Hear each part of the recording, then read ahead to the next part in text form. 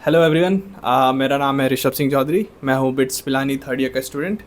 और आज की ये वीडियो बहुत ज़्यादा इंपॉर्टेंट होने वाली है, स्पेशली फॉर दोज जिनका जेई मेंस का एग्ज़ाम नेक्स्ट 10 डेज़ में है।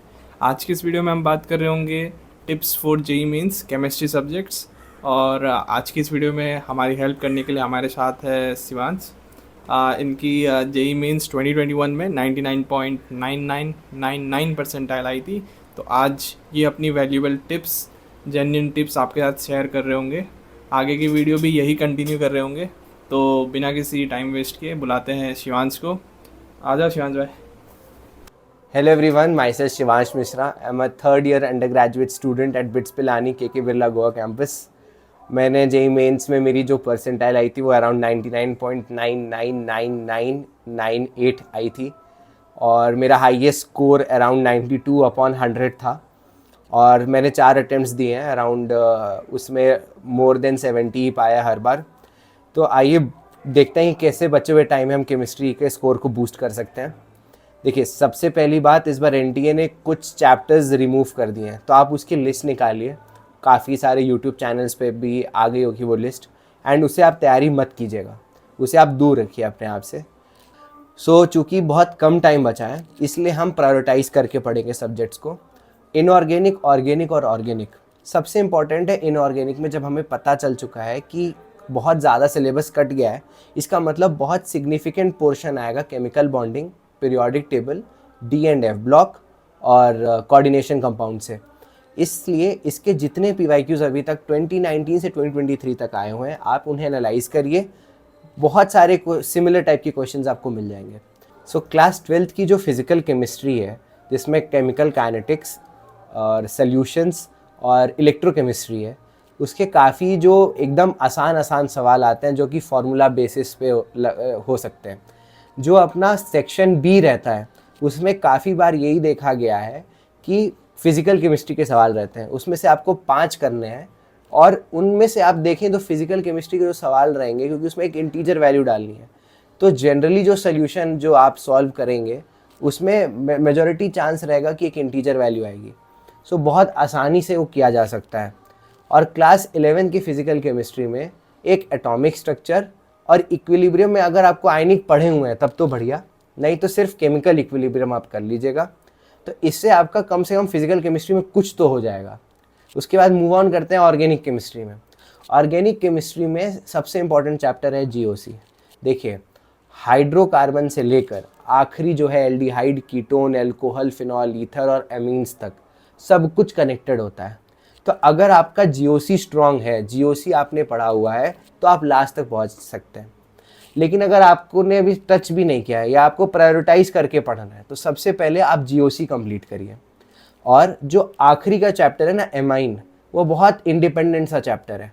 एमाइन की जो केमिकल रिएक्शंस है, आप एक बार उसे पढ़ लीजिएगा, उससे काफ़ी भला हो जाएगा। कोशिश करिए कि आप एक चैनल है, YouTube channel JEE main chemistry solution, जिसमें अपलोडेड है बहुत अच्छे तरीके से, वो है मोशन जेई का चैनल है। उसमें आप कोशिश करिए कि एटलीस्ट लास्ट ईयर का वीडियो सॉल्यूशन आप ज़रूर देख के जाइएगा। और आप बचे हुए टाइम में थोड़ा थोड़ा टाइम अगर आप उन सॉल्यूशंस को देते हैं, एक बार उन्हें रिवाइज करते हैं, फॉर एग्जांपल इनऑर्गेनिक और ऑर्गेनिक खासकर, तो वो चीज़ें आपको मेमोराइज हो जाएंगी। आप जब एग्ज़ाम हॉल में बैठेंगे तो आपको 25 क्वेश्चन करने हैं, एक क्वेश्चन 4 नंबर का। मैथ्स और physics generally are on a more difficult side than chemistry. मैं ये बात बहुत दावे के साथ कह सकता हूँ कि आप एक बहुत अच्छे आईआईटी जेई रैंकर से भी पूछेंगे तो कहेगा कि केमिस्ट्री में टाइम कम स्पेंड करना चाहिए। जनरली 30 से 40 मिनट के बीच में पूरा का पूरा पेपर कंप्लीट हो जाता है, और बचा हुआ 20 मिनट हम चाहते हैं कि हमारा फिजिक्स और मैथ्स का चीज़ लेवल अप हो जाए।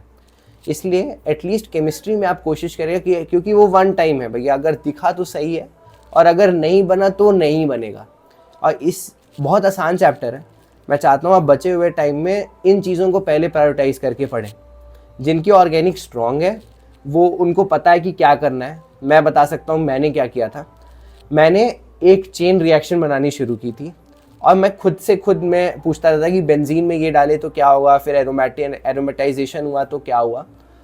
और इससे मैं फ्रॉम सिंपल बेंजीन से मैं लेके उसको कहीं भी बेंजल्डिहाइड या कुछ भी डाल के, कोई भी रिएजेंट डाल के कोशिश करता था कि ये बनता है कि नहीं। आप अगर कायदे से देखो तो जितने भी प्रीवियस ईयर क्वेश्चंस पूछे जा चुके हैं जेईई मेंस में, उसमें आपको हर तरह का रिएक्शन मिल जाएगा कि एक बार ये रिएक्शन हो चुका है। अब भगवान की दया से जो भी रिएक्शंस आउट ऑफ एनसीईआरटी हैं, आप उन्हें मत करिएगा, क्योंकि टाइम कम है और जेईई मेंस एक स्ट्रिक्टली एनसीईआरटी बेस्ड पेपर बन चुका है जब से एनटीए आई है। तो आप कोशिश करिए आप उसे पूरा करें। अगर आपको एक्सटर्नल हेल्प लेनी है, जिनका केमिस्ट्री बहुत अच्छा लेवल पे तैयार है और उनको सही में 100 तक पहुंचना है, तो आपको सिर्फ 2 चैप्टर बचे रहते हैं जो कि हाँ कभी कभार ऐसे उठपटांग से आ जाते हैं। एक का नाम है पीओसी, प्रैक्टिकल ऑर्गेनिक केमिस्ट्री, और दूसरा जो उस पर टेस्ट होते हैं। प्रैक्टिकल ऑर्गेनिक केमिस्ट्री के लिए अगर आप किसी 11th-12th में किसी आईसीएसई सीबीएसई बोर्ड से पढ़ रहे हैं, तो उनकी जो रिएजेंट वाला जो चार्ट है और जिसमें कार्बाइलअमीन टेस्ट है और टेस्ट होते हैं, उसके अंदर कौन सा कलर किस में चेंज होता है, एक बार आप वो देख लीजिए।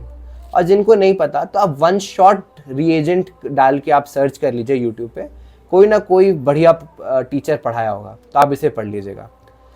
और आखिरी में बस मैं ये बोलना चाहता हूँ, जो कर जाएगा वो तर जाएगा। ये लास्ट मोमेंट है, हर एक मिनट मैटर करता है। और याद रखिएगा, भले यू आर सक्सेसफुल और नॉट, ये बहुत बड़ी लाइफ है। हम लोग 3rd ईयर में आ गए, पता नहीं जेईई कब था, ऐसा फील होता है। बट मुझे आज भी याद है 3 अक्टूबर को जेईई एडवांस था। जब मैं वापस आया तो मुझे बड़ा दुख हो रहा था कि 4 अक्टूबर से मेरे पास क्या रहेगा पढ़ने को। जो मेरी लाइफ थी वो तो मैंने कंप्लीट कर ली, उसके बाद एक नया लाइफ का गोल शुरू हो जाता है। फिर आप कुछ अचीव करते हो, फिर एक नया लाइफ का गोल शुरू हो जाता है। तो इसलिए मैं नहीं कहूँगा कि टेंशन फ्री हो जाओगे, बट हाँ एक बहुत क्योंकि टेंशन भी ज़रूरी है, थोड़ी बहुत एंग्जाइटी भी ज़रूरी है, पॉजिटिव एंग्जाइटी पॉजिटिव टेंशन ज़रूरी है, उतना ही आप रखिए। पढ़ाई करिए, देखिएगा अगर 4 नंबर की जगह -1 भी हो सकता है, आपको भी पता है।